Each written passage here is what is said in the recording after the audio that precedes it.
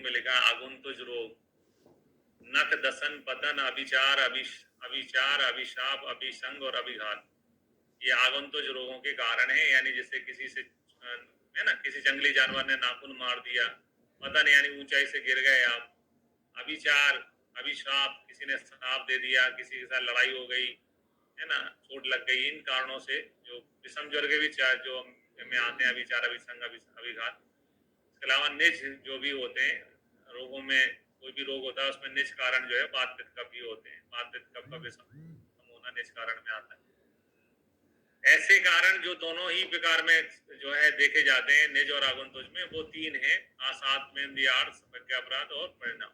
सभी प्रकार के रोगों का, दोनों प्रकार यानी सभी प्रकार के रोगों के तीन कारण होते हैं, आसात में संयोग अपराध और परिणाम, है ना, तीन कारणों से रोग होते हैं।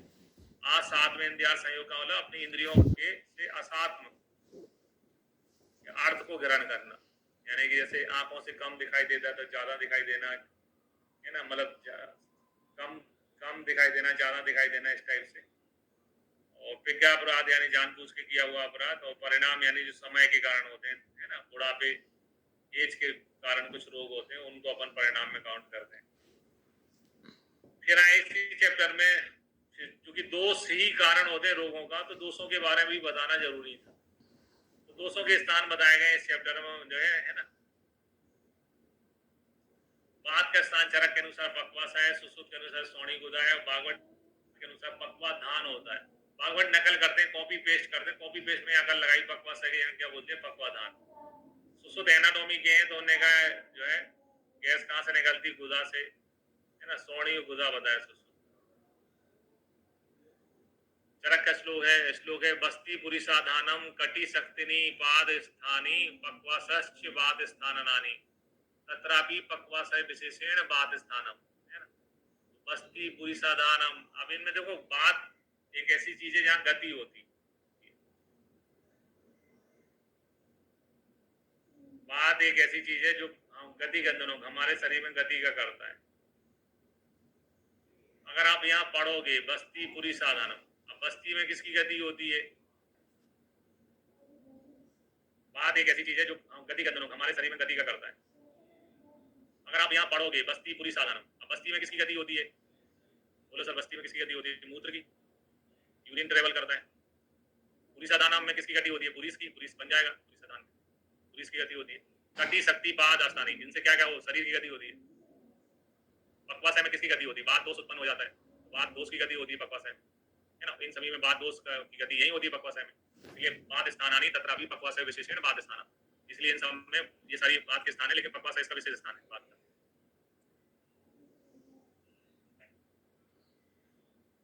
पक्वाशय विशेष स्थान है।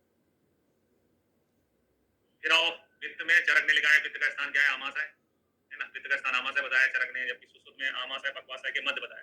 तो अगर अपन अपने पेट पे हाथ लगाएं और देखें आमाशय पक्वाशय के मध्य क्या होता है, तो आमाशय पक्वाशय के मध्य में होती है नाभि। भागवत ने वित्त का स्थान नाभि बताया, जो कि क्वेश्चन बहुत पूछा जाता है ना, वित्त का स्थान कहाँ होता है, नाभि।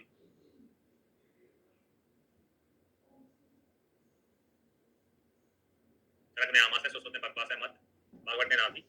श्लोक है स्वेदो रसो लसिका रुद्रम आमस्य पित्त स्थानी तत्रापि आमाशय विशेषण पित्त स्थानम। स्वेद है रक्त, रस है, लसिका है, रुधिर है ना, आमाशय, आमाशय अन्य स्थान में चरक ने गिनाया हुआ है, पित्त स्थानी, पित्त स्थानानी पित्त के स्थान है, तत्रापि आमाशयो विशेषण पित्त स्थान, आमाशय पित्त का विशेष स्थान है।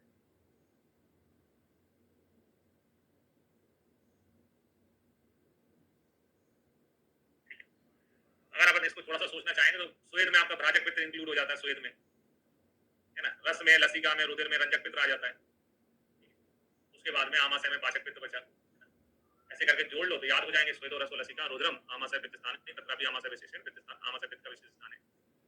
पित्त यानी अग्नि, है ना, आम, आमाशय यानी क्या, आम यानी कच्चा, कच्चे भोजन का आश्रय, तो कच्चे भोजन को पकाने के लिए अग्नि तो चाहिए हमको। फिर आते सुसुप्त में कफ का स्थान जो है आमाशय बताया है, सुसुप्त में टिपिकली कफ का स्थान आमाशय माना है, क्योंकि सुसुप्त जो है कफ को म्यूकस समझते हैं, म्यूकस आमाशय में देखने को मिलता है। चरक ने उरा प्रदेश बताया, जैसे हमारी लंग्स होती है उनके चारों प्लूरा प्लूरा होती है, तो चरक ने उरा स्थान उरा प्रदेश बताया, और भागवत ने बताया मध्य एवं ऊर्ध्व प्रदेश, है ना, बीच की बात कहती मध्य एवं ऊर्ध्व प्रदेश। शरीर के अधो भाग में बात का स्थान होता है, फिर अधो और मध्य भाग के बीच में पित्त आ जाता है, फिर उसके ऊपर जो है कफ आ जाता है। भागवत ने मध्य एवं ऊर्ध्व प्रदेश बताया। श्लोक देखते हैं, श्लोक है उरा शिरो गिरिवा पर्वण्य आमाशयो मेदस्य श्लेष में स्थानानि तत्रापि उरो विशेषेण श्लेष में स्थाना। उर का मतलब होता है छाती, यानी जो हमारे लंग्स जहाँ होते हैं वो वाला एरिया जो है उरा कहलाता है। उर में, सिर में, ग्रीवा में, पर्वण आमाशय में, है ना, मेद में, कफ में, है ना, मेद ये कफ और मेद जो है कफ के स्थान है, और उसमें उरो विशेषण उरा में विशेष रूप से कफ का स्थान माना है।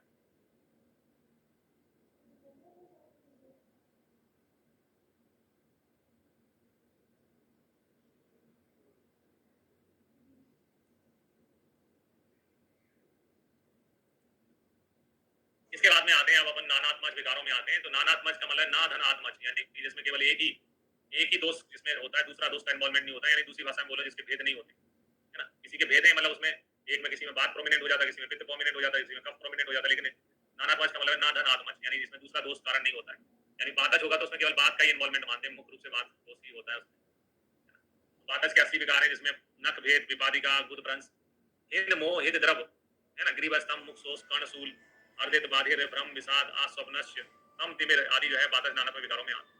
ठीक है, तो तम तिमिर जो है, तम का और तिमिर का मतलब समझ लेते हैं, अन्यथा आप कंफ्यूज रहोगे। तम का मतलब होता है अंधेरा, अंधेरा छाना, आंखों के सामने अंधेरा छाने को तम कहेंगे। ये टेम्परेरी बेसिस पे होगा, है ना। और तिमिर एक रोग है जिसमें, है ना, स्थायी रूप से जो है दिक्कत आएगी।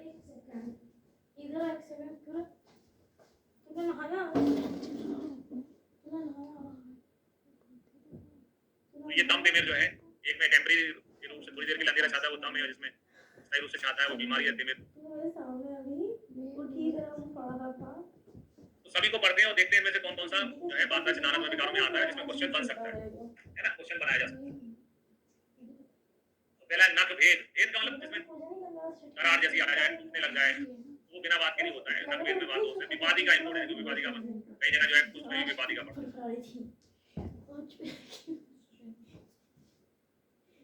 इसके बाद में पाद सूल है, पाद भ्रंश है, पाद सुप्तता है ना, इनमें कोई क्वेश्चन नहीं है। बात कुटता है, इसमें कोई क्वेश्चन नहीं है। कुल ग्रह है ना, इसमें क्वेश्चन नहीं है। पिंडी को उद्वेष्टन क्वेश्चन है, क्योंकि पिंडी को उद्वेष्टन अपन पुलिस वेग के रोकने से पढ़ रहे थे। पुलिस वेग धारक कभी होता है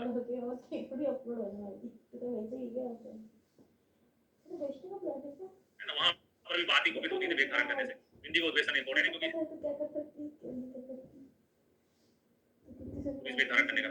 फिर आप गदसी, गदसी इसलिए इंपॉर्टेंट है क्योंकि भैया नानात्मक पढ़ रहे हैं, तो नानात्मक तो एक वेदज वाले जो एक वेद वाले होते हैं वो आते हैं इसमें, लेकिन यहाँ पर गदसी को अपन को सामान्य जो नानात्मक दोनों में आता है। गदसी के जो है दो भेद भी होते हैं, तो जिसके भेद है वो सामान्य भी है, तो ये सामान्य जो नानात्मक दोनों में आता है। फिर आप जानु वेद, जानु विश्लेष, उरुस्तंभ, उरुस्तंभ भी इंपॉर्टेंट है क्योंकि उरुस्तंभ दोनों में आता है, सामान्य में भी आता है, नानात्मक में भी आता है। सामान्य इसके भी 48 पढ़े थे, उसमें भी उरुस्तंभ था। इसके अलावा पांगुल्य, पंगु होना एक पैर से, है ना, उरुसात, पांगुल्य, गुद भ्रंश, गुद भ्रंश भी देखने को मिलेगा। अपन पवन विरेचन व्यापक पढ़ते हैं तो वहां भी गुद भ्रंश आता है व्यापक में, यहाँ पर भी जो है उपद्रव है एक।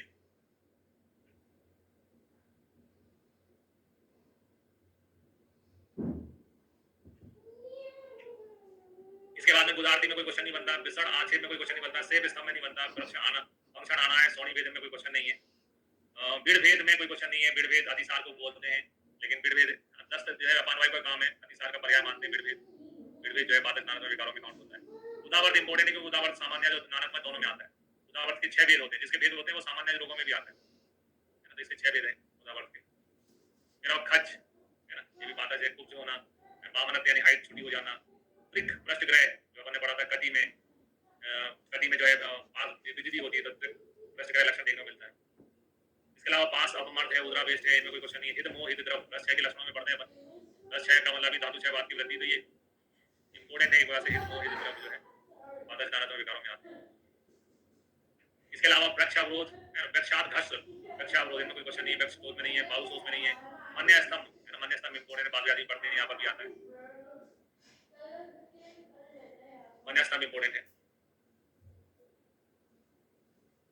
इसके अलावा ग्रीवा स्तंभ है, कंठोध्वंस है। कंठोध्वंस अपन जो है सहजन राजेश में पढ़ेंगे तो वहां पर भी आता है। कंठोध्वंस थोड़ा इंपॉर्टेंट वर्ड है।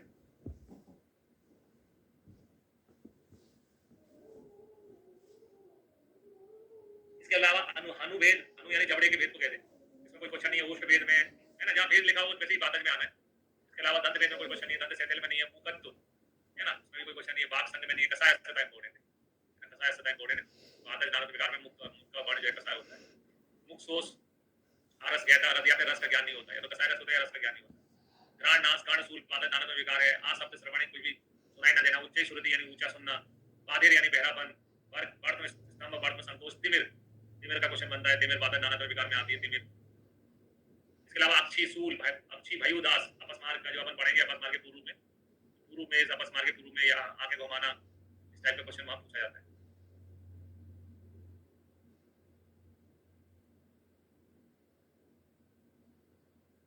इसके अलावा भप्पी उदास, संत भेद, ललाट भेद, कोई क्वेश्चन नहीं बनते। सिरो रुख, केस भूमि स्फुटन, अर्थित है ना, अर्थित भी बाधक नानात्मक विकारों में आता है। इसके अलावा एकांग रोग, सर्वांग रोग है ना, आक्षेपक, दंडक, दंडक इंपोर्टेंट, ये भी क्वेश्चन पूछा जाता है बाधक नानात्मक विकार में। तम, तम तिमिरापन तुम समझ चुके इंपोर्टेंट है तम और तिमिर। इसके अलावा भ्रम है, बेबतू यानी भ्रम का मतलब चक्कर आना, बेबतू का मतलब कांपना, जंभाई आना, तो ये सब गति वाली चीजें हैं। भ्रम हुआ, बेबतू हुआ, जंभा हुआ, हिक्का, इन सब में गति आती है ना, कुछ ना कुछ मोशन चलती रहती शरीर की। और हिक्का में जो है इंपोर्टेंट है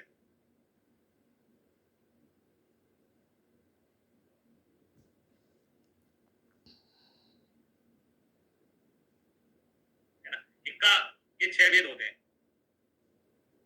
हिक्का के 5 भेद होते हैं, तो ये सामान्य जो नानात्मक दोनों में आते हैं। इसके अलावा विषाद, डिप्रेशन जो है ना, विषाद है, विषाद भी ध्यान रखना है, जो है बाधक नानात्मक विकारों में आता है। अति प्रलाप करना, वो भी बाधक नानात्मक विकारों में आता है। रोक्षिता है, पारुषता है, त्वचा का फटना, रूक्षिता आना, ये बाधक नानात्मक विकारों में आते हैं। बात के पास कौन से कलर है? बात के पास श्याम कलर होता है, बात के पास अरुण कलर होता है। ये श्यामकरण कलर बन जाना, अरुण कलर बन जाना, ये भी इसका लक्षण तो है, अकाउंट में आता है इसमें। इसके अलावा अस्वप्न यानी नींद ना आना, अनावस्थित चित्त, मन ना लगना, ये भी बाधक नानात्मक विकारों में आते हैं। अस्वप्न और अनावस्थित चित्त।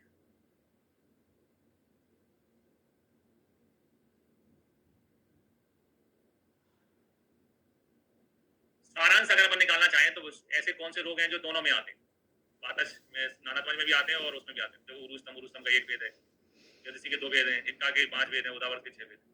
ये 4 रोग ऐसे हैं, उरुस्तम, ज्योतिषी, हिक्का, उदावर्त, ये सामान्य तो नानात्मक दोनों में आते हैं। कौन सा सामान्य में आता है, कौन सा नानात्मक में आता है, इस टाइप के क्वेश्चन बहुत पूछे जाते हैं इसमें।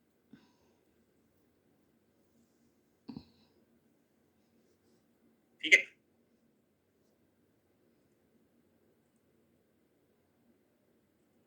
फिर आप पित्त नानात्मक विकारों में,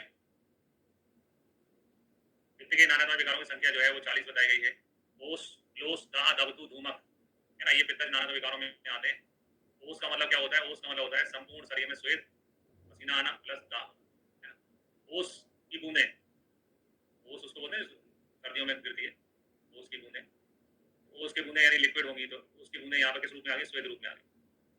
ओस में श्वेत प्लस दाह दोनों होती है। लोस में शरीर के किसी अंग में श्वेत रहे, लोस यानी प्लस रुई को कहते हैं, रुई जो है पानी सोख लेती है ना। लोस किसको कहते हैं? रुई, कॉटन पीस को कहते हैं। रुई की एक शक्ति होती है कि पानी को सोख लेती है वो।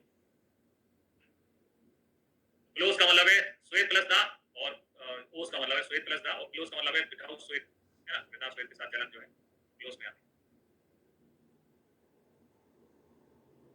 इसके अलावा दबथू है ना, इंद्रियों में जलन होने को दबथू कहते हैं, और धूमक, मुंह से धुआं निकलने जैसी प्रतीति होने को धूमक कहते हैं।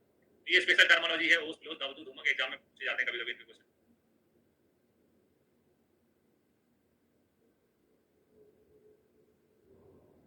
इसके अलावा अम्लक है, विदा है, अंतरदा यानी जिस शब्द के नाम में दा जोड़ दो यानी पित्त दोष।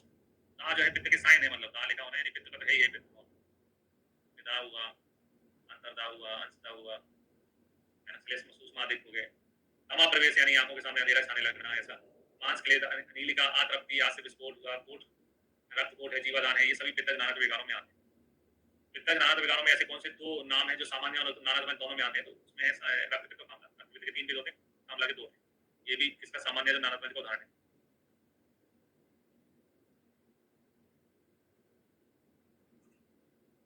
चार्ट देखते हैं पित्त के नानात्मक विकारों के। पित्त के नानात्मक विकारों में ओस आता है, प्लोस आता है, दबतू, धूमक आता है, तो जोड़े बनाने के रूप में इनके क्वेश्चन आते हैं है ना। ओस, प्लोस, दा, दबतू, धूमक। अम्लक यानी कि खट्टी डकार जैसा फील होना, अंतरदा इसमें आता है। इसके अलावा आता है अंश, अंतरदा, अंशदा है ना, ऊष्मा अधिक। इसके अलावा अति श्वेत, अंग, अंगों में गंध है ना, मतलब दुर्गंध जैसी आने लगना। अंग का अवतरण यानी अंगों का फटना, ठीक है। मांस क्लेद है, तुकदा है, त्वक अवतरण यानी त्वचा का फटना। रक्तकोट है, रक्त विस्फोट है ना। इसके अलावा रक्तमंडल है, तो ये तो 2 क्वेश्चन बनते ही बनते हैं। रक्तमंडल भी सामान्य नानात्मक दोनों में आता है, कामला भी सामान्य नानात्मक दोनों में आता है।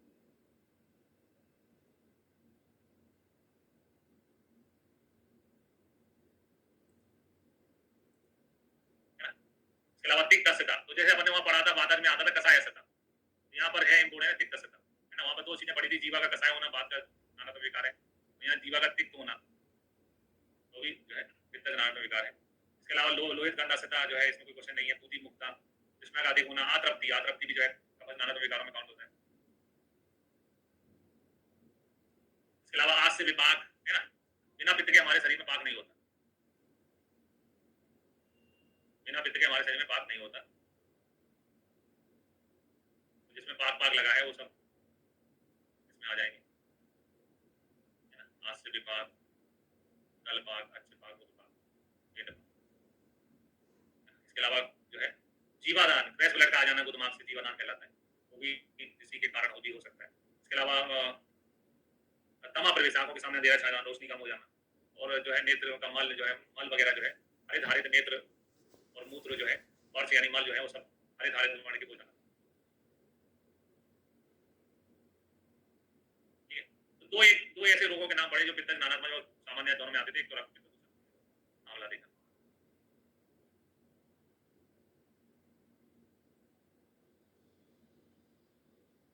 जोश, चूसण जैसी उसको कहते हैं प्रतीति को।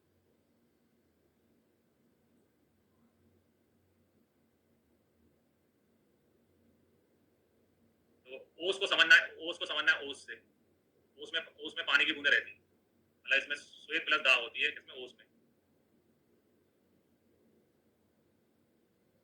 लोस का मतलब होता है रुई, रुई जो है पानी सोख लेगी तो रुई में कुछ नहीं रहेगा, ये श्वेत रहित रहित प्लस दाह होती है।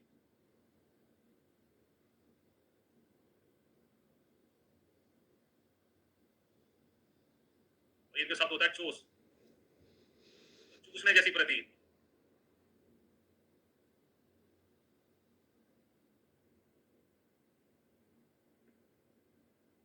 वो चोस कहला।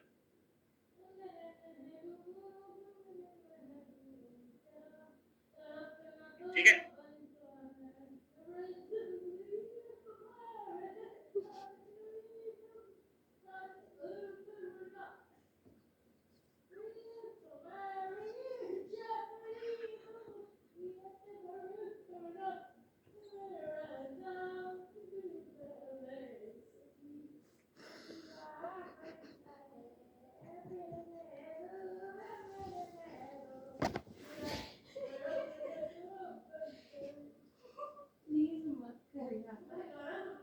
तम अलग है, तमा प्रवेश अलग है,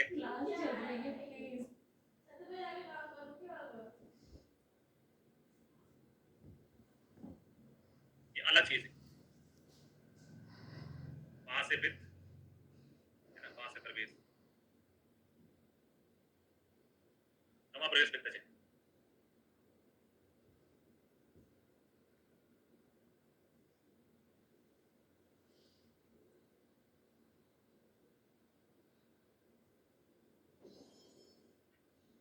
ये प्रवेश है तमा प्रवेश, और ये तम तिमिर था केवल, यहाँ पे था तम तिमिर, तम और तिमिर था।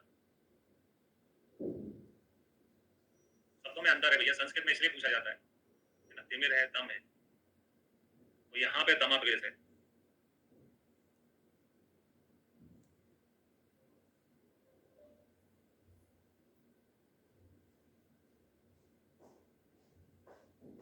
जैसे टीम में खेलना, टीम में सेलेक्ट होना, और टीम में बेंच पे बैठना अलग अलग चीजें। टीम में सेलेक्ट होना, टीम में खेलना, और टीम में सेलेक्ट होकर बेंच पे बैठना, बेंच पे बैठे रहना वाला, खेलने का मौका नहीं मिलना। वैसे तम तिमिर और तमा प्रवेश वाला अलग होते हैं। तम का मतलब अंधेरा छाना, तमा प्रवेश का मतलब अंधेरे में प्रवेश करने जैसी फीलिंग आना, इनटू द डार्कनेस जैसी फील आना। और तिमिर एक रोग है जो जिस पटल पे होता है उस पटल के आधार पर उसके लक्षण होते हैं। फिर आ जाओ लास्ट, कफज। कफज नानात्मक विकार जो है 20 होते हैं। 20 में आता है तृप्ति, आतृप्ति की तृप्ति जो है वो आतृप्ति, तृप्ति और अपप्ति, ये दोनों कफज में आते हैं। तृप्ति तंद्रा, निद्रा, निद्रा की अधिकता होना, स्थिमित यानी गीले के कपड़े से लिपटे हुए जैसी प्रतीति होना, गुरुगात्रता, शरीर में आलस्य होना, मुख माधुर्य। देखो आप किसी के टेस्ट, मुंह का टेस्ट पूछ के आप उसमें कौन सा दोष पड़ा हुआ है वो बता सकते हैं। अगर किसी ने बोला मुंह कसा है यानी बात बड़ी है, किसी ने बोला तिक्तम दोदगार आ रही है, मुंह में खट्टी डकार यानी तो पित्त पड़ा हुआ है, किसी ने कहा मुंह मीठा मीठा मीठा फील हो रहा है यानी कफ पड़ा हुआ है ना। तो इनके आधार पर, टेस्ट के आधार पर भी अपन डिसाइड कर सकते हैं कि किस समय कौन सा रोग, कौन सा दोष पड़ा हुआ है। इसके अलावा मुख स्राव है, श्लेष मुद्रीकरण है, मलस से अधिक है, मलासक, है ना। कफ को बल भी कहते हैं, कफ के कारण बल भी होता है, कफ के कारण आलस भी रहता है। इन दोनों को जोड़ के बनाया बलासक शब्द, ध्यान रखना बलासक जो है।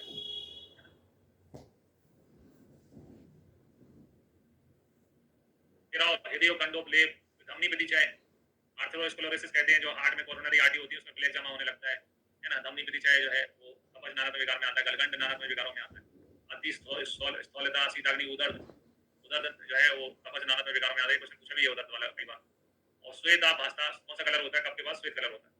जैसे पित्त के पास पीत, नील, हरित, सब हरित हरित सब वर्ण होते हैं। कप के पास केवल शुक्ल वर्ण होता है, श्याम वर्ण होता है।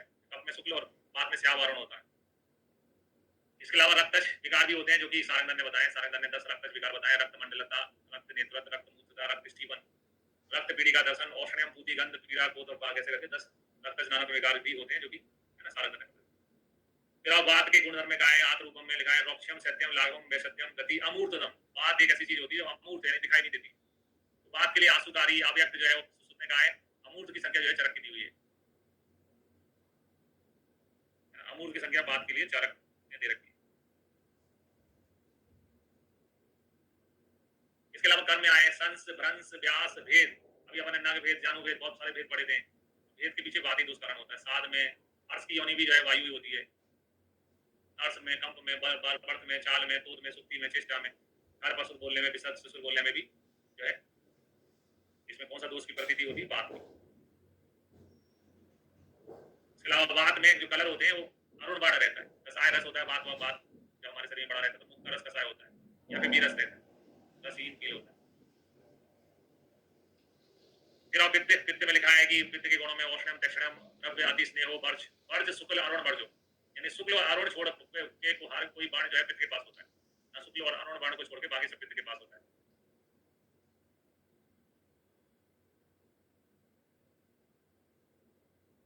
कंदे, विश्व, रसो, कटुक, अम्ल, रसस्ता, पित्त, आमत, स्वरूपाणी, ता, उष्णता, पाक, श्वेत, क्लेद, कंडू। कंडू पढ़ेंगे, कंडू दोनों के लक्षणों में आता है। पित्त का लक्षण तो होता ही है, आमतौर पे कप का लक्षण माना जाता है, लेकिन कंडू जो है दोनों जगह लिखा हुआ है चरक में, है ना। पित्त में भी लिखा हुआ है, कप में भी लिखा हुआ है। इसके अलावा क्लेद होना, दा, राग होना, ये सब पित्त के लक्षण है। कप में स्नेह, सत्यम, सौकल्यम, शुक्ल वर्ण का जो है कप का लक्षण होता है। गौरव, माधुर्यता, मुख का मधुर होना, है ना। पिच्छल, मास्टर, ये सब कप के लक्षण होते हैं। कप के कर्मों में आता है, कप शरीर में श्वेतता उत्पन्न करता है, शीतलता उत्पन्न करता है।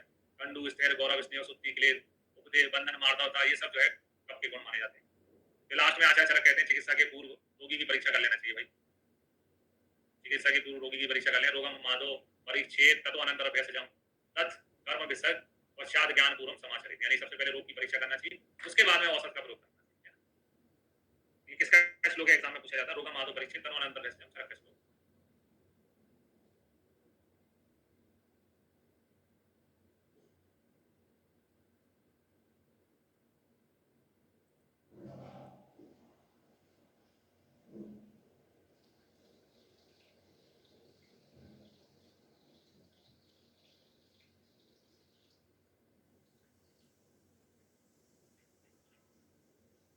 हाँ, क्लेद भी दोनों में है।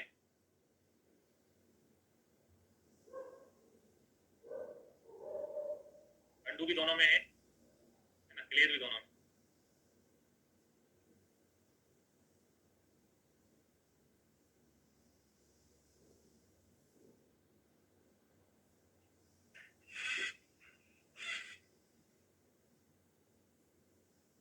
नीलिका हम जब सुश्रुत में पढ़ते हैं तो सुश्रुत में नीलिका, कांच, लिंगनाश का भी भेद रहता है।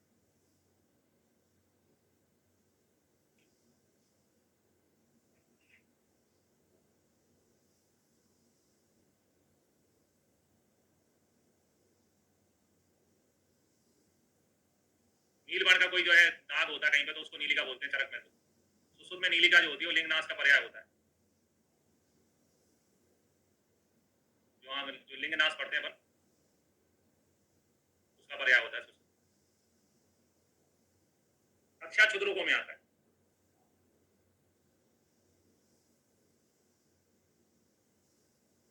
ये भी सुश्रुत के अनुसार क्षुद्रोगों में आता है। जो हमारे आन पेट है वहां पर जो है कभी कभी ऑड स्मेल आती है, जलन सी मस्ती, वो इसमें काउंट होता है।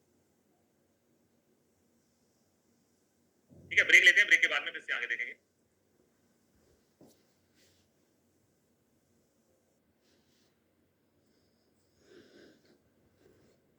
अष्ट निंदित यानी ऐसे पुरुष जिनकी निंदा की जाती है, बुराई की जाती है, तारीफ की जगह जो है बुराई की जाती है, ऐसे 8 पुरुषों में काउंट किया जाता है। अति दीर्घ जो बहुत ज्यादा लंबा हो, अति हरस यानी जिसकी हाइट छोटी हो, अति लोमा यानी जिसको बहुत ज्यादा बाल हो, पूरे शरीर में बाल ही बाल हो, अलोमा यानी कि बाल यानी लोम ना हो,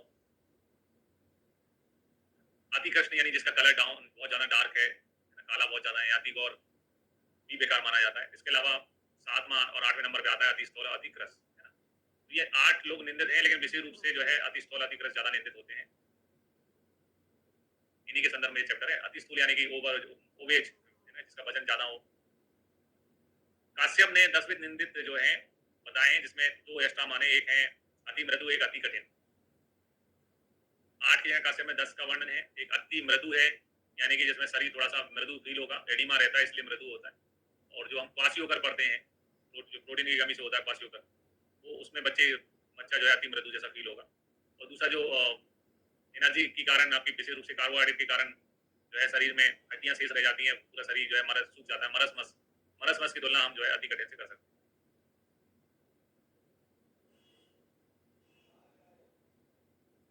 रोग होता है मरस, तो इसमें आता है क्वासियोकर।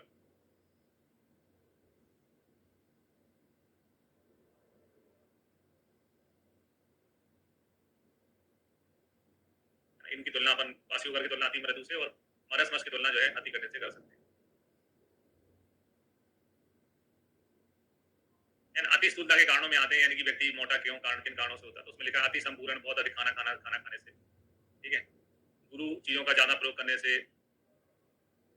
मधुर चीजें का बहुत ज्यादा प्रयोग करने से, शीत स्निग्ध चीजों के ज्यादा प्रयोग से, यानी कफ को बढ़ाने वाली चीजें जो होती हैं उनका प्रयोग करने से। गुरु होना, शीत, मृदु, मधुर, शीत, स्निग्ध, ये सब कफ को बढ़ाने वाले गुण हैं। अव्यवाय यानी व्यायाम नहीं करने से, एक्सरसाइज करता तो व्यक्ति फिट रहता है, एक्सरसाइज ना करने से। अव्यवाय यानी मैथुन ना करने से।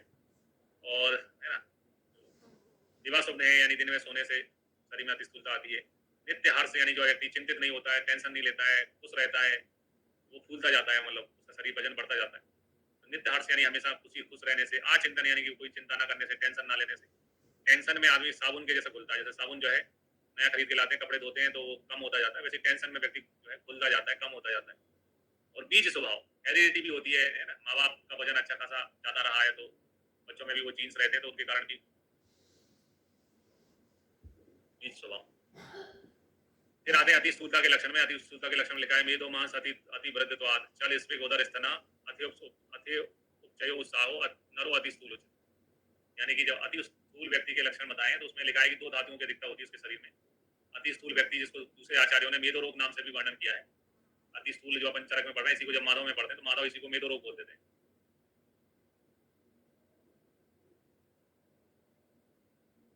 माधव में इसी को मेदो रोग बोला गया। तो जिस व्यक्ति के अंदर मेद और मांस की अधिकता हो, चल स्पिक का मतलब होता है जो बैक वाला पोर्शन होता है, बटक्स वाला पोर्शन रहता है, चलते समय उसका स्पिक प्रदेश, उदर प्रदेश और स्तन जो है हिलते हुए प्रतीत होते हैं, है ना। और अत्योत्साह हो, उत्साह की कमी हो, जिसमें उत्साह की कमी हो, यानी जिससे बोले चले कहीं घूम के आते हैं, चाहिए टहल के आते हैं, पैदल निकल के आते हैं, तो जो है मना करता है कि नहीं यार यहीं बैठो, कहीं जाना। उत्साह की कमी होती है, उसको वैसे व्यक्ति को अति स्थूल कहते हैं, है ना। तो यह क्वेश्चन बनाने जाएंगे तो क्वेश्चन बनेगा अति स्थूल में किस धातु की वृद्धि देखने को मिलती है। तो अति स्थूल में मेद और मांस की वृद्धि देखने को। अति स्थूल व्यक्ति को क्या प्रॉब्लम्स आती हैं, मतलब अति स्थूल होगा तो क्या दिक्कत आएंगी। अति स्थूलता जन दोष भी चरक में 8 बताए गए। तो हर चीज जो है चरक में 8 ही रहती है। शुरू से गौर कर रहे हैं अपन। आचार्य चरक को 8 का फिगर बहुत पसंद है। तो आयु ह्रास, जो अति स्थूल यानी जिन लोगों का वजन ज्यादा होता है उनको डायबिटीज, हार्ट अटैक्स की प्रॉब्लम या जो है हार्ट संबंधी प्रॉब्लम होने की संभावना बढ़ती रहती है। जैसे जापान में जो सुमो पहलवान होते हैं वो उनकी उम्र ज्यादा नहीं होती, they can not survive for long time, है ना। जापान में जो सुमो पहलवान होते हैं अपन देखते हैं उनकी उम्र ज्यादा नहीं होती। तो अति स्थूलता के कारण एक तो बहुत सारी बीमारियां शरीर को घेरती हैं, तो आयु ह्रास होता है, यानी कि एज कम रहती है। निरुत्साह, उत्साह नहीं होता है इनके अंदर। कच्छ व्यवायता, शरीर बेडोल रहता है, इस कारण से मैथुन में दिक्कत आती है। दौर्बल्य जो है, वीकनेस फील रहती है शरीर में। दुर्गंध यानी बहुत अधिक पसीना आता है, मेद की अधिकता रहती है तो पसीना आता है, पसीना आती है तो दुर्गंध आती है। स्वेदा बाधा यानी पसीने की बाधा हमेशा ही रहती है, हर चीज में पसीना पसीना होने लगता है। अति क्षुध, अति पिपासा, ज्यादा भूख लगती है, ज्यादा प्यास लगती है, ज्यादा भूख ज्यादा प्यास लगती है। अतुस्थूलता के जो है 8 दोष हैं। अति स्थूल व्यक्ति की उम्र ज्यादा नहीं होती, आयु ह्रास रहता है, उत्साह नहीं होता है, मैथुन करने में तकलीफ होती है, दुर्बलता रहती है, श्वेत बहुत अधिक आता है, पसीना बहुत अधिक आता है, दुर्गंधता बनी रहती है शरीर में, भूख प्यास ज्यादा लगती है, अति चुता अति पिपासा, ये अति स्थूलता के दोष है।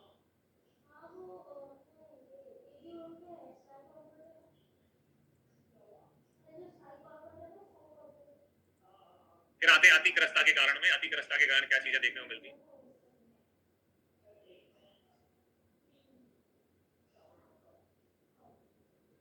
अतिक्रस्ता में लिखा है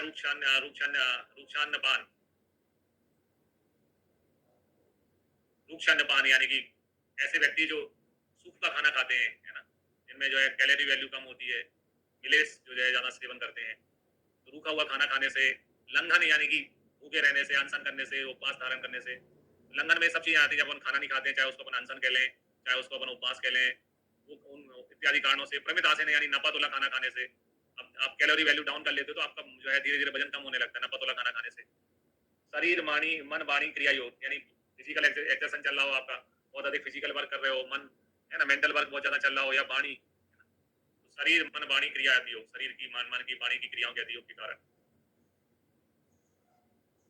शोक, है ना, दुख में डूबे होने से, वेग निद्रा विग निग्रह, यानी कि निद्रा आदि का वेग रोकने से, रूक्ष उद्दर्तन, रूक्ष द्रव्यों का उद्दर्तन करने से, शरीर में हम कोई चूर्ण जो है बिना इसमें मिलाए रगड़ते हैं तो उसको रूक्ष उद्दर्तन कहते हैं।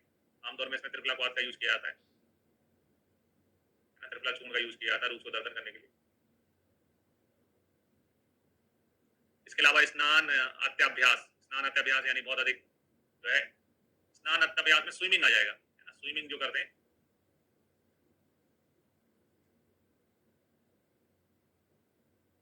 तैरना जिसे अपन कहते हैं, वो इसमें आता है।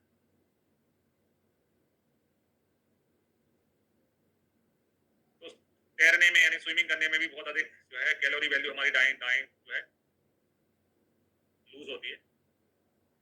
इसके अलावा बात प्रगति होने में, उस जमाने में तालाब और ये सब नदियों में नहाया जाता था, स्नान का बार बार अभ्यास करने का मतलब नदी में तैरने जाना ही होता था, ऐसा नहीं होता कि बाथरूम में टब भर लिया या बाल्टी से नहा लिया, क्योंकि ये जो बुक्स लिखी गई है तब तो ईसा से 200 साल पहले ऐसी व्यवस्थाएं नहीं थी। फिर बात प्रगति, जरा अवस्था यानी कि है ना, ओल्ड एज में, विकार अनुसाय यानी कि जैसे हम किसी कारण से बीमार पड़ जाते हैं तो वीकनेस के कारण दुबले हो जाते हैं, और क्रोध, हमने अक्सर देखा जो बच्चे बहुत गुस्सा करते हैं, खाने पीने की चीजों में बहुत गुस्सा दिखाते हैं, तो गुस्से के कारण जो है उनका शरीर भी अच्छी तरह से ग्रोथ नहीं कर पाता है, वो दुबले रह जाते हैं। तो क्रोध शोक भी एक कारण है अतिक्रस्ता के। अतिक्रस्ता के दोष, है ना, अतिक्रस्ता के दोष में लिखा है कि व्यायाम, है ना, व्यायाम, अति सौहित्यम, शुद्ध पिपासा, है ना, जो अतिक्रस्त व्यक्ति होता है वो व्यायाम नहीं सहन कर पाता है, अति सौहित्यम, ज्यादा भरपेट खाना नहीं खा पाता है ना, भरपेट खाना खा ले तो उसको तकलीफ चालू हो जाती है। शुद्ध पिपासा यानी कि भूख प्यास बर्दाश्त नहीं कर पाता है ना, औसत, है ना, बहुत ज्यादा जो जैसे हाई डोज वाला, हाई पावर वाली अपन ज्यादा एमजी की कोई दवाई देते हैं तो उसको नुकसानदायक हो जाती है। औसत की जो पोटेंसी होती है वो भी ज्यादा हाई डोज उसको बर्दाश्त नहीं हो पाता है। रोग को, कोई बीमारी जो है वो उसके कारण शरीर में ज्यादा प्रॉब्लम होती है। शीत उष्ण, ज्यादा ठंड, ज्यादा गर्मी लगती है अतिक्रस्त व्यक्ति को, और मैथुन को सहन नहीं कर सकता, 8 चीजें सहन नहीं कर सकता अतिक्रस्त व्यक्ति। इसके अलावा 8 रोग ऐसे बताए गए जो अतिक्रस्त व्यक्ति को यूजली जो है हो जाते हैं। वो 8 रोग कौन से हैं? काश, श्वास, क्षय। ये काश, श्वास, क्षय एक प्रकार से लंग्स की प्रॉब्लम है, यानी श्वसन संबंधी विकार होते हैं, काश, श्वास, क्षय, रेस्पिरेटरी प्रॉब्लम से इसको बंद कर सकते हैं, रेस्पिरेटरी प्रॉब्लम से। और गुल्म, पीलिया, उदर, आर्स, ग्रहणी, ये सब डाइजेशन में आ जाते हैं। तो व्यक्ति का श्वसन तंत्र भी कमजोर होता है, पाचन तंत्र भी कमजोर होता है, पाचन तंत्र जो है कमजोर रहता है। पाचन तंत्र कमजोर हो जाने से उस व्यक्ति को जो है, अतिक्रस्त व्यक्ति को गुल्म है, प्लीहा है, उदर रोग है, आर्स है, ग्रहणी, ये जो है यूजुअली इफेक्ट कर जाते हैं, उत्पन्न हो जाते हैं। तो अतिक्रस्त व्यक्ति को लंग्स की डिसीज और पाचन तंत्र संबंधी डिसीज होती है।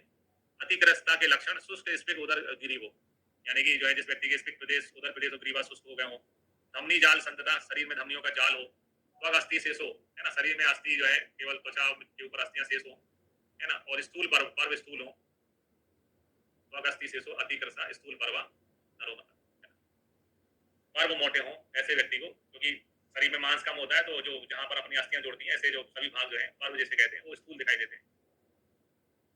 व्यक्ति में मतलब कहते हैं ना, जैसे दुबला पतला जो व्यक्ति रहता है तो बोलते हैं हड्डियों का ढांचा, मांस में तो उसके अंदर होते नहीं, केवल स्किन के नीचे ही हड्डियां दिखने लगती हैं। तो त्वग अस्थि शेष हो, त्वचा के बाद सीधे हड्डी दिखती है, त्वग अस्थि शेष हो, अतिक्रस्त, ऐसा व्यक्ति अतिग्रस्त होता है। उसके स्थूल पर्व यानी जैसे एल्बो है, एल्बो ज्वाइंट है, तो ये प्रॉम्प्ट यानी कि वो बड़े दिखेंगे हाथ पैर जो है उसकी तुलना में, पर्व जो है स्थूल हो रहते हैं, ऐसे व्यक्ति को अतिग्रस्त कहते हैं। अतिग्रस्त और अतिस्थूल इनकी चिकित्सा क्रमशः जो है अतिस्थूल में कर्षण करना चाहिए यानी शरीर को घटाना चाहिए, अतिग्रस्त में जो है भ्रंगण करना चाहिए। कर्षण और भ्रंगण चिकित्सा बोली जाती है इनके लिए। दोनों की तुलना करें अतिग्रस्त और अति जो है उसमें कौन श्रेष्ठ है स्थूल में, तो अतिग्रस्त की तुलना में जो है स्थूल जो है वो श्रेष्ठ होता है। स्थौल्यम कार्स्यम, स्थौल्यम कार्से बरम कार्स्यम, स्थूल कार्स में बरम कार्स्यम यानी कार्स बेटर है, यानी मोटे होने से और पतले होने से आपको चॉइस मिलेगी मोटा होना है कि पतला होना है, तो पतला होना बेटर है, परम कार्स्यम।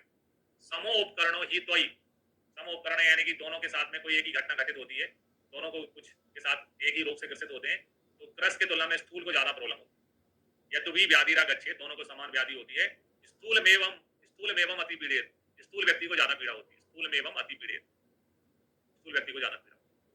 कहने का मतलब ये है कि जैसे अपने एक उदाहरण समझते हैं, एक मोटू है एक पतलू है, दोनों जा रहे हैं सड़क पे, केले के छिलके पड़े हुए हैं, यानी दोनों गिरने वाले हैं, मोटा व्यक्ति भी गिरने वाला है, पतला व्यक्ति भी गिरने वाला है। अब ये सोचो कि चोट किसको ज्यादा लगने वाली है ना, तो ऑब्वियस है बॉडी वेट के कारण मोटे व्यक्ति को ज्यादा चोट लगेगी। यहीं पर यही यह बताने का प्रयास किया गया कि स्थूल और कार्स में कार्स बेटर है, कार्स्यम बरम, बरम का मतलब श्रेष्ठ होता है, कास्ट बेटर होता है, क्योंकि दोनों के जीवन में समान व्याधि आती है, तो स्थूल को ज्यादा पीड़ा होती है।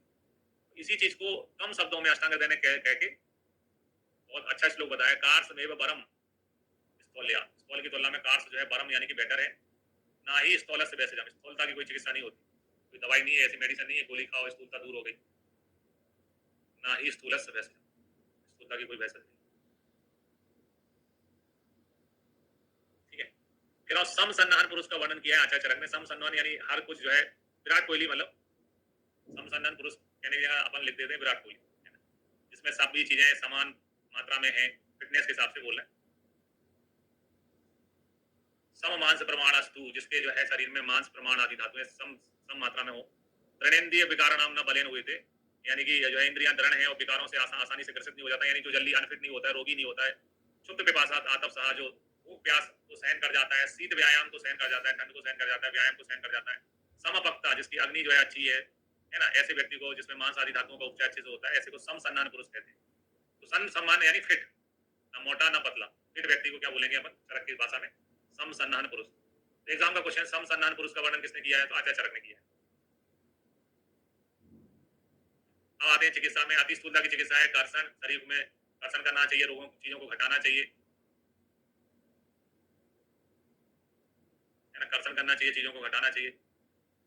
घटाने के लिए लिखा है कि गुरु अवतर्पण, ऐसे द्रव्यों को का प्रयोग करना चाहिए जो खाने में गुरु गुण वाले हों लेकिन शरीर में जाके अवतर्पण करते हो। ऐसी बहुत कम चीजें होती हैं जो गुरु होती हैं, अवतर्पण होती हैं, है ना। और अति क्रस्ता की चिकित्सा है भ्रंगण, ऐसी चीजें खाना चाहिए जो लघु हों लेकिन शरीर में जाके संतर्पण करें।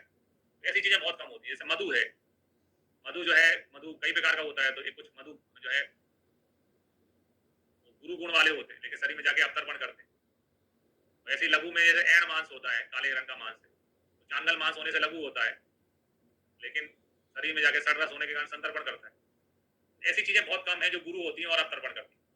जैसे आज के खाने में अपन बोलेंगे जो प्रोटीन है, प्रोटीन वाली जो है, प्रोटीन वाली जो भी चीजें होती हैं, जिन चीजों में प्रोटीन होता है वो गुरु होती है, पचने में हैवी होती है और शरीर में जाके कैलोरी वैल्यू तो कम होती है ना, 4.1 किलो कैलोरी ऊर्जा ही देती है। तो आपको प्रोटीन रिच डाइट खाना चाहिए जिसमें प्रोटीन ज्यादा हो, वैसी चीजें खाना चाहिए स्थूल व्यक्ति को। जो क्रस व्यक्ति को उसको कार्बोहाइड्रेट लघु जो शरीर में जाके पच जाए और जल्दी जो है एब्जॉर्ब हो जाए, उसको कार्बोहाइड्रेट ज्यादा लेना चाहिए, जिसको क्रस व्यक्ति को।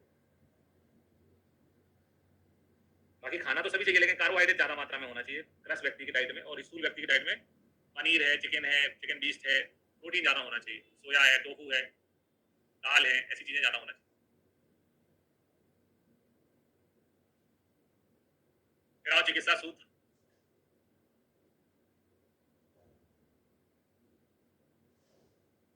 स्थूलता है तो आप मतलब ऐसी चीजें ढूंढना तो मुश्किल है, गुरु और संतर्पण हो, दोनों चिकित्सा सूत्र में कहा। तो और बिहार में मतलब खाने के अलावा दूसरी चीजों में क्या कर सकते हैं, तो अति स्थूल व्यक्ति को प्राजागरण, नींद मतलब कम सोना चाहिए, प्राजागरण करना चाहिए, कम सोना चाहिए, व्यायाम करना चाहिए, व्यवहार करना चाहिए।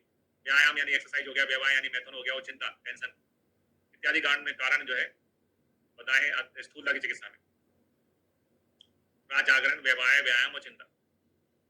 और अति क्रस्ता की चिकित्सा में बताया कि खूब खाने का, खूब सोने का और टेंशन बिल्कुल नहीं लेने का।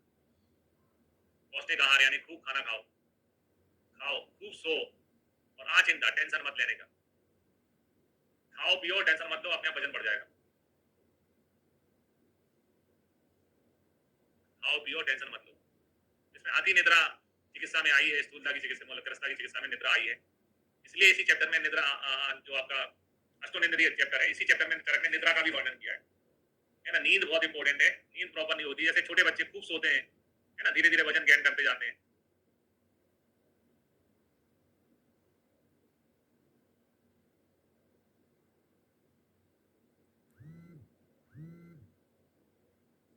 ठीक है, तो अति निद्रा जो है कृष्णा की चिकित्सा है, खूब खाओ खूब सो टेंशन मत लो। फिर आए चरक ने अति स्थूलता अति कृष्णा की चिकित्सा में कुछ कॉम्बिनेशन योग बताए, और सिंपल फॉर्मूला तो है नहीं कि ये दवाई खा लो पतले हो जाओगे, दवाई खा लो मोटे हो जाओगे। उन्होंने कहा अति स्थूल व्यक्ति को बात का नाश करने वाली कफ और मेद को अपहरण यानी कम करने वाले अन्नपान का प्रयोग करना चाहिए। कुल मिला के जिनको अपन मिलेट्स कहते हैं, ऐसा खाना खाना चाहिए, मिलेट्स ज्यादा लेना चाहिए।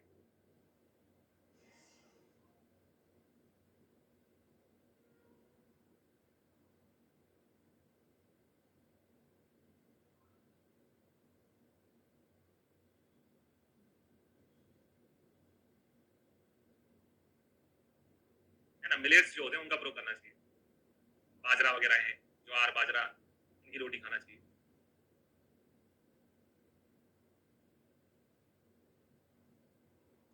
रूक्ष उष्ण तीक्ष्ण वस्तुओं का प्रयोग करना चाहिए,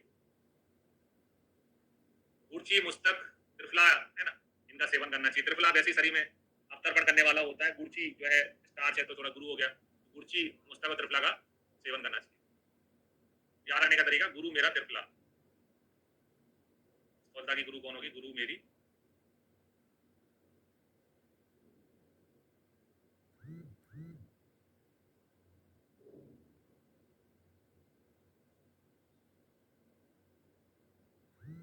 गुरु मेरी त्रिफला, गुड़ची मुस्तक त्रिफला का सेवन करना। फिर आओ तक्र छाछ अच्छा होता है, छाछ तक्रारिष्ट का प्रयोग करना चाहिए। मधु जो पुराना शहद होता है, पुराने शहद को कुनकुने पानी में डाल के सुबह सुबह पीना चाहिए, है ना। मधु का शरबत पीना चाहिए। क्या होता है, मधु जो है वो मधुर होने के बाद में भी कफर होता है। मधु यानी जो शहद होता है वो मधुर रस होता है उसका, मधुर कसाय रस होता है उसका, मधुर रस होता है, लेकिन मधुर रस होने के बावजूद भी वो कफ सामक होता है, कफ का नाश करने वाला होता है। ये तो कफ को घटाने वाली चीजें अपन को देना चाहिए। इसके अलावा बिडंग शुंठी या क्षार तीक्ष्ण लो बस मधु के साथ देना चाहिए। तो पी सा या विषय हो गया, पी सा या विषय,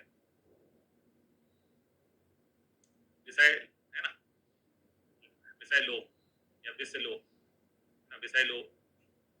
इसके अलावा नाश्ते में ओट्स और आंवला, विटामिन सी और प्लस ओट्स, मसाला ओट्स खाना है, ओट्स प्लस विटामिन सी यानी आंवला, है ना। जैसे आजकल मसाला ओट्स का भी ऐड आता रहता है, ओट्स प्लस विटामिन सी या आंवला चूर्ण लेना चाहिए। इसके अलावा बिलवादी व्रत पंचमूल, व्रत पंचमूल का नाम व्रत है लेकिन इससे शरीर में भ्रंगण नहीं होता है, इसमें से वजन कम होता है। व्रत पंचमूल बात मधु के साथ लेना चाहिए। अग्नि शिला, ये फंडा याद रखना, अग्नि मंत्र स्वरस के साथ में शिला जतु का सेवन करना चाहिए। शिला जतु यूटीआई के लिए अच्छी औषध होती है, लेकिन यहाँ अग्नि शिला फंडा बनाना है, अग्नि शिला यानी अग्नि मंत्र के साथ शिला जतु लेना चाहिए।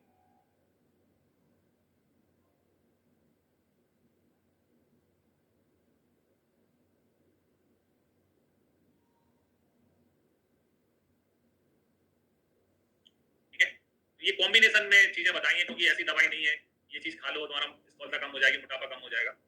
हमें ऐसी चीजें लेना है जो पाचन में गुरु हो लेकिन शरीर में जाके अवतर्पण करें।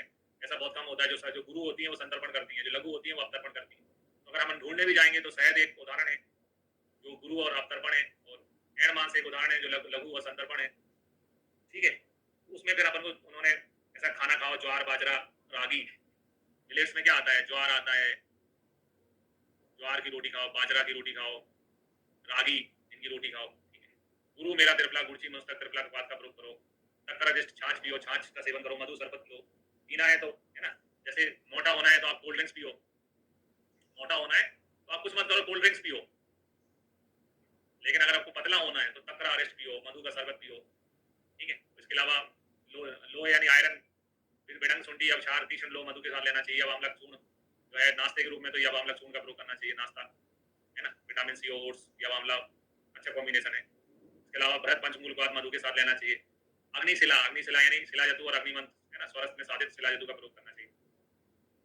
फिर आते हैं अति क्रस की चिकित्सा, है ना। अति क्रस की चिकित्सा में लिखा है सुनिद्रा सुसैया, अच्छे बिस्तर पे लेटना चाहिए, है ना, अच्छा बिस्तर हो, अच्छी नींद लेना चाहिए, माना संतुष्टि, शांतिमय वातावरण, इनको एक शब्दों में बोलते हैं घर। यानी कभी कभी बच्चे जो है पढ़ने के लिए बाहर जाते हैं, पीजी में रहते हैं, हॉस्टल में रहते हैं, तो उनका वजन घट जाता है ना, अच्छा खाना नहीं मिलता है, अच्छा पानी नहीं मिलता है, अच्छा सोने को नहीं मिलता, वजन घट जाता है। कोई बच्चे 10-15 दिन अपने घर रह के आते हैं, जब मम्मी पूछती है डेली बेटा आज खाने में क्या बना दूं, आज खाने में ये खा के बना दूं आपका फेवरेट, तो वो खा खा के सो के वजन बढ़ जाता है बच्चों का। इसके अलावा हर्ष प्रिय व्यक्ति और वस्तुओं का दर्शन, इन दोनों चीजों का एक ही मतलब है, आपका घर। घर चले जाओ, अपने आप आपका वजन बढ़ जाएगा। इसके अलावा चिंता मत करो, चिंता टेंशन लो, व्यायाम करो, व्यायाम करो, इसमें एनर्जी चली शरीर की जाती है, calorie value burn, calorie burn होती है ना, आज की भाषा में क्या बोलती है, कैलोरी बर्न, कैलोरीज जो है ना वो बर्न होती है। फिर और नव अन्नपान यानी नवीन अन्न का सेवन करो, मध्य नव मध्य ग्राम अनुपोदक मांस रस का सेवन करो। नवीन नया अन्न खाने से, नया मध्य का सेवन करने से जो एक प्रकार से प्रमेय के भी कारण होते हैं वो यहाँ बताए गए हैं। दूध दही घी डेयरी प्रोडक्ट और गुड़ है ना, तो दूध दही घी यानी डेयरी प्रोडक्ट का प्रयोग करो, डेयरी डेयरी मिल्क नहीं, डेयरी डेयरी प्रोडक्ट, और आपका गुड़ से बने पदार्थ यानी कि मिठाई, स्वीट्स स्वीट्स खाओ, डेयरी प्रोडक्ट यूज करो, दूध घी वगैरह। मधुर बस्तियों का प्रयोग करो, यहाँ पे ब्रंगण बस्ती शब्द नहीं है चरक की चिकित्सा में, चरक की चिकित्सा में यहाँ ब्रंगण बस्ती शब्द नहीं आया, मधुर बस्ती शब्द आया है ना। तो स्थूलता कम करने के लिए तीक्ष्ण बस्तियां बताई हैं चरक में, लेखन बस्ती शब्द नहीं आया है ना, तीक्ष्ण बस्तियां बताई हैं स्थूलता कम करने के लिए, और अधिक क्रस्ता को दूर करने के लिए मधुर बस्तियों का प्रयोग करना चाहिए।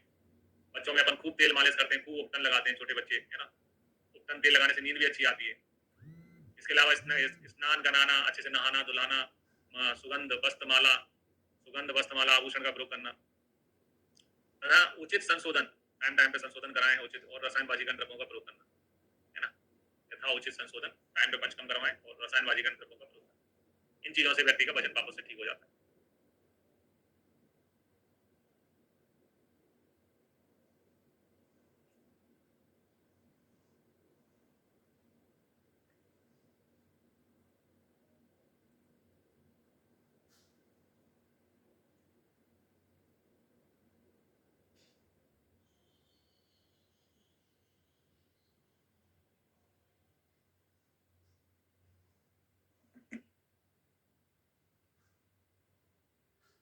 वात के कारण जो है आपका डाइजेशन बेकार होता है, वात के कारण आपका डाइजेशन बेकार होता है, वात के कारण बिस्माग्नी होती है, वात के कारण क्रूर पोस्ट भी होता है, इस कारण से वात नाशक द्रव्य लेते हैं।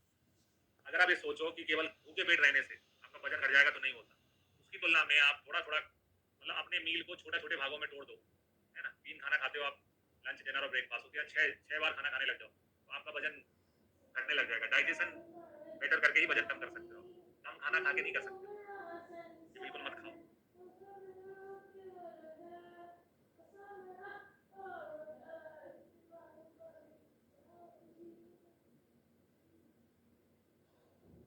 ये विराम लिखा है यानी नहीं करना है, विराम का मतलब मना है, क्या कैलोरी बर्न होती है इसलिए मना है।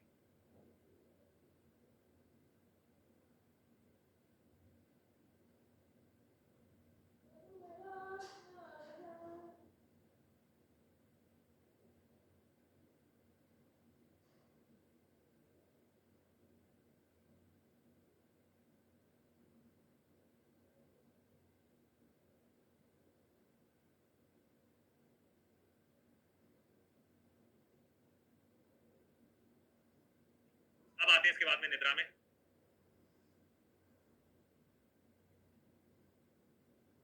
निद्रा के लिए लिखा है यदा तू मन से क्लांति कर्मात्मना कलमान्विता विसेव निर्वंती तथा टेड्यस्मान हो, ऐसा श्लोक बहुत पूछा जाता है एग्जाम में, है ना। अति स्थूलता की चिकित्सा है निद्रा, इसलिए इसका वर्णन यहाँ चैप्टर में देखने को मिलता है। मन के साथ इंद्रियों का अपने विषय से निवृत्त होना निद्रा है, यानी मन जब इंद्रियों के अर्थ को ग्रहण करना बंद कर देता है तो हमें नींद आ जाती है। आहार निद्रा और ब्रह्मचर्य ये 3 क्या होते हैं, उपस्तंभ है। आहार निद्रा ब्रह्मचर्य 3 उपस्तंभ बताए गए हैं। तरय उपस्तंभा यद्य आहार स्वप्नो ब्रह्मचर्य थी, जब हम भागवत पढ़ते हैं तो वो ब्रह्मचर्य बताते हैं। फिर आए सम्यक निद्रा के आश्रित क्या चीजें हैं, सुख दुख होना, अच्छी नींद होती तो अपन सुखी रहते हैं, नींद प्रॉपर नहीं होती तो दुखी हो जाते हैं। बच्चों में अगर नींद अच्छी होती तो बच्चों की पुष्टि होती है, वजन बढ़ता है, बच्चे छोटे बच्चे सोते नहीं है तो दुबले हो जाते हैं, शरीर में बल अबल का होना, भ्रष्टा क्लीबता, ज्ञान अज्ञान। जैसे कई लोग क्या होते हैं, एग्जाम के दिन जो है एक दिन पहले खूब पढ़ते रहते हैं, अगले दिन उनका दिमाग काम नहीं करता है क्योंकि नींद प्रॉपर नहीं हो पाती। नींद प्रॉपर नहीं हो पाती तो फिर उन्हें कुछ याद नहीं आता, केवल पिछले दिन जो पढ़ा था वही याद आता है, बाकी सब भूल जाते हैं। तो ज्ञान अज्ञान जो है सम्यक निद्रा के आश्रित है। अच्छी नींद होगी तो आपको ज्ञान होगा, अच्छी नींद नहीं होगा तो ज्ञान होगा। इसलिए मैं हमेशा बोलता हूँ कि एग्जाम से एक दिन पहले पढ़ाई बंद कर दें, तो मतलब नींद अच्छी लें, है ना। एग्जाम से पहले अच्छी नींद लें, मतलब पढ़ाई वढ़ाई बंद कर दें, अच्छी नींद लेना जरूरी होता है।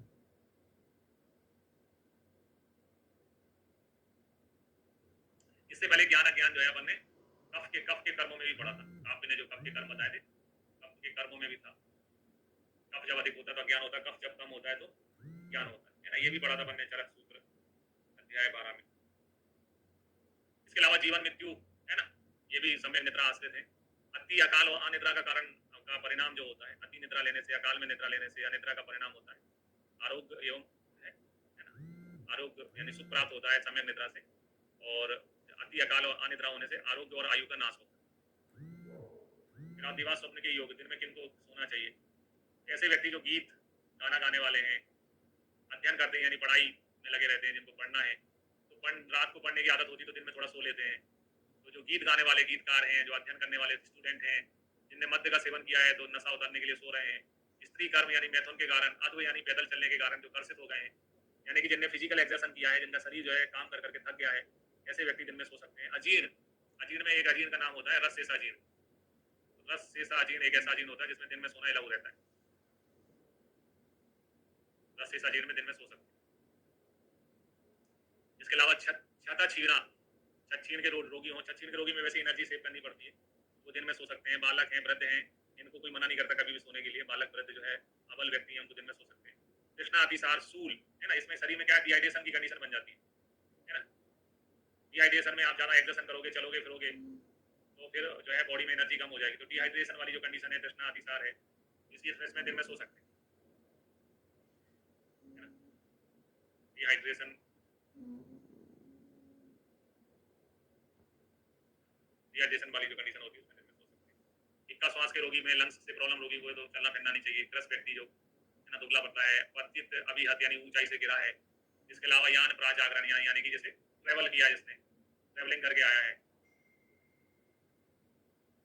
यात्रा की है, मतलब ट्रेन का सफर किया है तो थका हुआ है, बस का सफर किया है थका हुआ है, तो वो दिन में सो सकता है। इसके अलावा क्रोध, शोक, भय, क्लांता, जिनको गुस्सा खूब आता हो, है ना, भय, डरपोक व्यक्ति को भी, भैया गुस्से में आदमी दूसरे का नुकसान ही करता है तो भैया कहीं मत जाओ, सो घर पे, गुस्सा आ रहा है। आचार्य सुसुद में आते तो उन्हें दिवा स्वप्न के लिए लिखा है, दिवा स्वप्न तरण सूल हिक्का जीन अतिसार, है ना। जीन अतिसार नहीं है, वह जीन अतिसार है, आपस में मिला है। दिवा स्वप्न व्यक्ति इसको कौन दिवा स्वप्न कर सकता है? जो तृष्णा से पीड़ित हो, सूल से पीड़ित हो, हिक्का के रोगी, अजीर्ण के रोगी, अतिसार के रोगी, ये जो है दिन में सोचते हैं। इन्होंने कंडीशन में की जगह केवल रोग के नाम बताए, उसने केवल रोगों के नाम बताए, इन्हें बालक वृद्धि नहीं किया। इन्होंने कहा दिवा स्वप्न कौन कर सकता है? तो जो तृष्णा का पेशेंट है, जो सूल का पेशेंट है, जो हिक्का का पेशेंट है, जो अजीर्ण का पेशेंट है, जो अतिसार का पेशेंट है, इन्होंने रोगों के नाम बताए आचार्य सुसुद ने। इन्होंने ऐसा नहीं बोला कि पैदल चलने वाला, भार उठाने वाला और, है ना, गीत गाने वाला और यात्रा करने वाला, ये सब नहीं बोला। उन्होंने केवल डिसीज के नाम बताए। तृष्णा का रोगी, सूल का रोगी, हिक्का का रोगी, अजीर्ण का रोगी, अतिसार का रोगी, ये दिन में सो सकते हैं। फिर दिवा स्वप्न करने से होता क्या है? तो 20 ऋतु को छोड़कर अन्य ऋतु में दिवा स्वप्न करने से आचार चरक के अनुसार है कफ पित्त का प्रकोप होता है। किसका प्रकोप होता है? एग्जाम में आता है, कफ पित्त बताया चरक ने।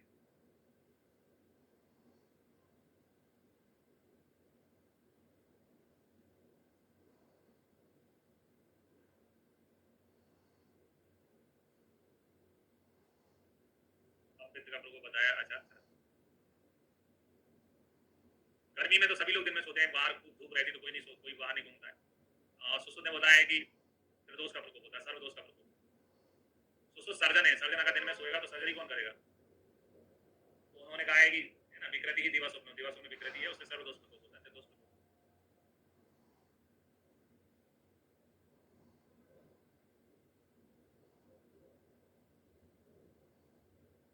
फिर दिवा स्वप्न का निषेध, किसको दिवा स्वप्न का निषेध है?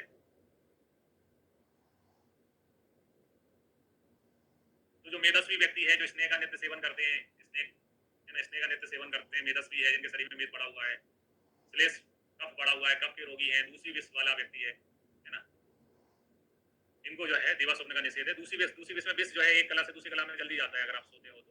कॉन्शियस में रहना चाहिए हमेशा, इनमें दिवा स्वप्न का निषेध है। इसके अलावा कंठ रोगी और बताया भागवत ने, कंठ के रोगी को है ना गला भारी हो जाता है दिन में सो लेने से, तो नहीं सोना चाहिए, आवाज और बेकार हो जाती है दिन में सोने से।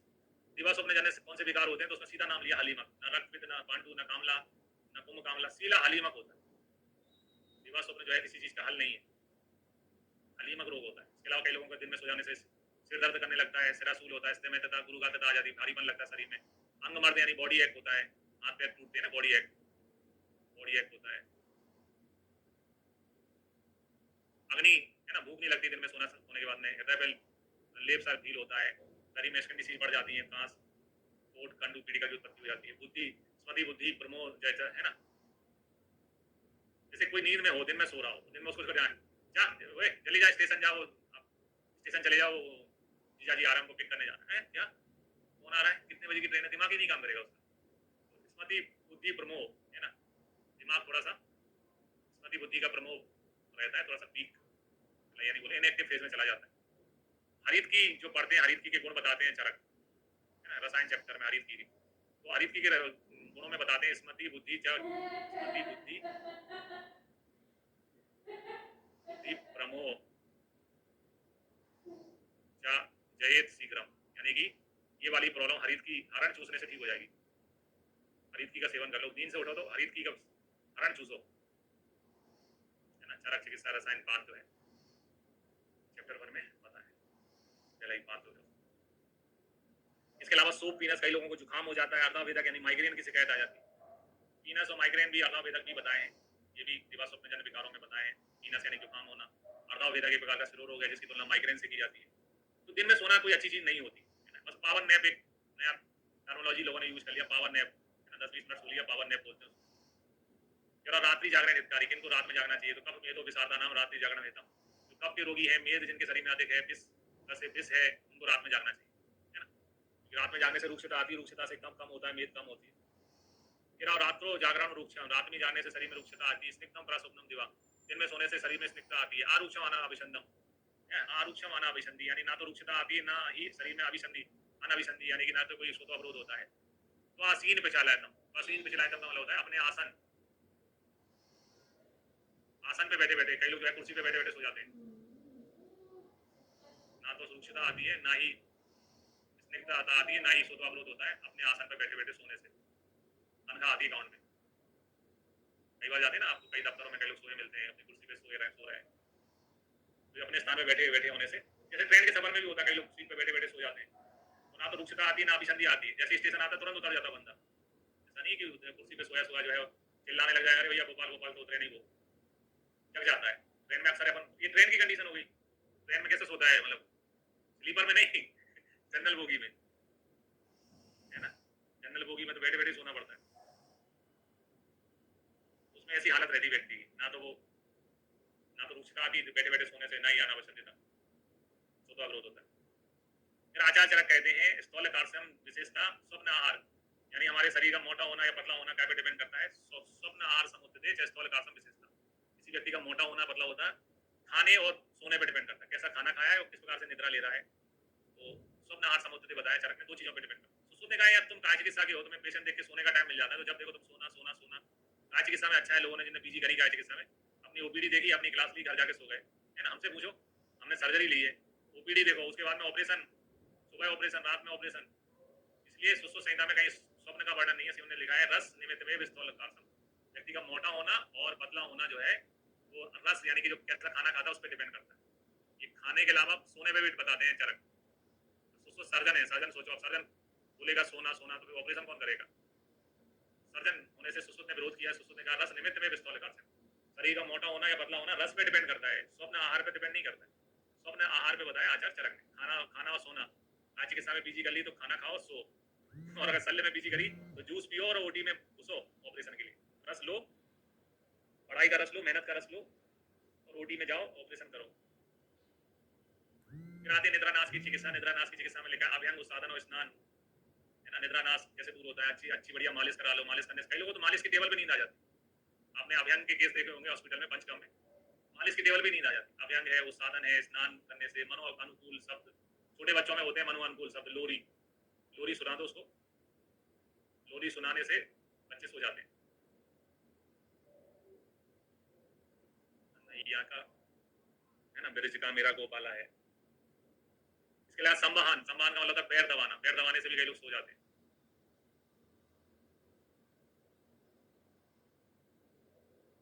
नेत्र में तर्पण कराने से, सिर बदन में लेप लगाने से, है ना, नवरत्न तेल ठंडा ठंडा कूल कूल, नवरत्न तेल में ऐसी ठंडक मिलती, लोग सो जाते हैं। इसके अलावा हैवी खाना खा लो, साल्य आदन ग्राम अनूप मांस रस का सेवन किया हो, या दूध घी प्रोटीन आपने लिया हो, और मानसिक सुख है या मद्य का सेवन किया हो, तो अच्छी नींद आती। नींद आती हो, आप कुंभकर्ण हो, दिन रात नींद आती है आपको, तो निद्रा निवारक उपाय सुनो। जब देखो जब नींद आती है, इसका मतलब शरीर में दोष भरे हुए हैं, शरीर का संशोधन कराओ। निद्रा निवारक उपाय में संशोधन उपाय आते हैं, काय विरेचन कराओ, शिरोविरेचन कराओ, वमन कराओ, है ना, चिंता करो, क्रोध करो, है ना, भय, व्यायाम करने से, धूमपान करने से, रक्त पोषण करने से, है ना। अक्सर आपने जो देखे होंगे, जो ड्राइवर होते हैं रात को गाड़ी चलाते हैं, ड्राइवर, है ना, गुटखा खाते हैं, सिगरेट पीते हैं, बीड़ी पीते हैं, गुटखा सिगरेट लेते हैं ताकि उनकी नींद भाग जाए। गुटखा सिगरेट चाय ब्रेक लेते हैं, गुटखा खाते हैं, सिगरेट पीते हैं, चाय पीते हैं, ताकि वो जो है उनकी नींद दूर हो जाए। ड्राइवर लोगों का यही रहता है। धूमपान करने से भी जो है नींद दूर हो जाती है, चली जाती है। अब इसका गलत गलत गलत मतलब मत निकालना, ठीक है। रक्त मोक्षण कराने से, काय विरेचन कराने से, कई बार बीएचयू में ऐसा क्वेश्चन आया है ना, निद्रा निवारक उपाय है कि काय विरेचन, शिरोविरेचन, रक्त मोक्षण, ऑल, है ना। ए ऑप्शन ये, B option A, C option ये, और डी ऑप्शन बीएचयू में इस टाइप के क्वेश्चन ऑल करके 2-3 बार पूछेंगे। इसके अलावा उपवास करने से भूखे पेट भजन नहीं होता, भूखे पेट ना भजन होता है ना नींद आती है। हाँ सुख सही है, ट्रेन में आपको बर्थ नहीं मिली, खड़े खड़े जाना है तो नींद नहीं आएगी। इसके अलावा मानसिक चीजों में सप्त गुण की अधिकता से, तमोगुण पर विजय पा लेने से, उदार प्रवृत्ति होने से नींद जो है वो दूर हो जाती है। इसके अलावा निद्रा नाश के जो है 5 हेतु बताए आचार्य चरक ने। नींद, है ना, कार्य कालो विकार प्रकृति वायु रेवचा, कार्य की व्यवस्था, बहुत ज्यादा आपके घर में शादी है, आप व्यवस्थाओं में जुटे तो नींद नहीं आएगी। प्रतिकूल समय, आपने लोगों से दुश्मनी ले रखी है, लोग आपको मारने आने वाले हैं, हमला करने वाले हैं रात में आपके ऊपर। जैसे बॉर्डर पे जो सिपाही अगर वो सो जाएगा तो फिर भाई कैसे काम चलेगा। प्रतिकूल समय में नींद नहीं आती है, विकार से ग्रसित होने पर नींद नहीं आती, बीमारी में नींद नहीं आती। हॉस्पिटल में आप जाओ तो है ना, रात को भी राउंड लो तो लोग जागते हुए मिलेंगे। बात पित्त प्रकृति में वायु का प्रकोप होना है, वायु के कारण क्या होती है, वेदना होती है। वेदना होती है तो जिसको वेदना हो रही है और नाइट ड्यूटी में हो आप, तो उसको भैया पेन किलर दे दो, पहले सबसे पहले उसको पेन किलर दो, अन्यथा नाइट ड्यूटी में आप सो नहीं पाओगे, है ना। सबसे पहले अपन राउंड लेते हैं नाइट ड्यूटी में, सबसे पहले देखते हैं किसको पेन है, किसको तकलीफ हो रही है, किसको दर्द हो रही है, बोले इसको सुलाओ, इसको पेन किलर दो, इसको सुलाओ, नहीं तो अपन को नहीं सुने देगा, रात में आ जाएगा जगाने। तो रात प्रकोप यानी वेदना होती है तो उसमें व्यक्ति सो नहीं पाता। फिर निद्रा के भेद चरक में जो है वो 6 बताएं, कौन कौन से। तमोभवा, तम के कारण आने वाली, है ना। श्लेष भवा, कफ के कारण आने वाला। मना शरीर श्रम संभवा, यानी मेंटल और फिजिकल एक्सर्शन के कारण, यानी कि जैसे हम लोग आईएएस लोग हैं, नौकरी में जो है वो मेंटल वर्क करते हैं, डॉक्टर वगैरह जो है मजदूर हैं, किसान है, वो शारीरिक वर्क करते हैं, उसके कारण। इसके अलावा आगुंतुकिनी निद्रा, व्याधि निवर्तनी, व्याधि के कारण आने वाली निद्रा। और रात्रि स्वभाव प्रवाह, ऐसे करके 6 बताएं। इसमें रात्रि स्वभाव प्रवाह जो है नेचुरल चीज है, इसको भूधात्री कहते हैं, सभी लोगों को आती है नींद, इसको भूधात्री कहते हैं। तमो भवा निद्रा जो है पापों का मूल होता है, एक ना एक दिन सबको गहरी नींद में सो जाना है, मरना है, तो तमो भवा निद्रा पापों का मूल होती है। इनमें से 2 को छोड़ के, रात्रि स्वभाव और तमो भवा, इनको छोड़ के बाकी जो 4 हैं, श्लेष समुद्भवा, कफ के कारण नींद आ रही है, माना शरीर से थकावट के कारण नींद आ रही है, आगुंतनी नींद है ना, बहुत खेल लिया, बहुत एक्सरसाइज कर लिया, व्याधि के कारण जो अनुवर्तनी निद्रा होती है, सब व्याधि को निर्दिष्ट करती है। यानी कि जैसे अभी रात को आप किसी को फोन करो 1 बजे, क्यों सो गए थे क्या, तो ये सो ही गया था। सुबह किसी को फोन करो 5 बजे, सो रहे हो गए, हाँ, तो कोई कुछ नहीं बोलता। लेकिन जैसे सुबह 7 हो गए, फिर माँ बाप उठाने आए, बेटा क्या हुआ, आज कॉलेज नहीं जाना क्या, आज स्कूल नहीं जाना क्या, आज कोचिंग नहीं है क्या। तो अगर आप और टाइम पे सो रहे हो, सुबह 10 बजे तक सो रहे हो, 11 बजे तक सो रहे हो, तो जो भी जगाने आएगा वो सबसे पहले यही पूछेगा, क्या बात है बेटा, कितने बजे तक सो रहे हो, तबीयत खराब है, बीमार हो। तो और टाइम पे सोना किसी भी कारण से, वो सब व्याधि को इंडिकेट करता है, व्याधि को निर्दिष्ट करता है ना। इसको व्याधि वर्तनी कहते हैं। तो चरक की ये बाकी 4 जो है व्याधि को निर्दिष्ट करती है। तो सुश्रुत ने ये किया, उनने जो भूधात्री थी, उपाधात्री थी, उसको वैष्णवी बोल दिया, जो तामसी तमोभवा था उसको तामसी बोल दिया, और ये जो व्याधि को निर्दिष्ट करती थी उसको वैकारकी कर दिया, है ना, उसको वैकारकी कर दिया। ये 4 आदि थी जो व्याधि को निर्दिष्ट करती थी, इनको एक ही नाम दे दिया, वैकारकी। तो सुश्रुत ने निद्रा के भेद जो है शॉर्ट कर दिए, छोटे कर दिए, 6 की जगह 3 कर दिए। भागवत ने विस्तार कर दिया। विस्तार कैसे किया उनने, तमोभवा, कफ के कारण आने वाली चित्र खेद और देह खेद, यानी ये मन और शरीर जो एक था, इसको अलग बांट कर दिया, मन को अलग कर दिया, शरीर को अलग कर दिया। एक मेंटल एक्सर्शन होता है, एक आईएएस ऑफिसर काम करता है, आइए आप एसी कमरे में बैठे हो, एसी दफ्तर है, फिर भी थक जा रहे हो, तो चित्त खेद के कारण होता है, मेंटल एक्सर्शन है ना। और दूसरा देह खेद के कारण होता है, फिजिकल एक्सर्शन है ना। मेंटल और फिजिकल ऐसे करके उन्हें चित्त खेद और देह खेद करके दो भागों में बांट दिया और विस्तार कर दिया। 6 की जगह कितने हो गए? 7 हो गए। निद्रा के भेद जो है भागवत ने 7 बताए।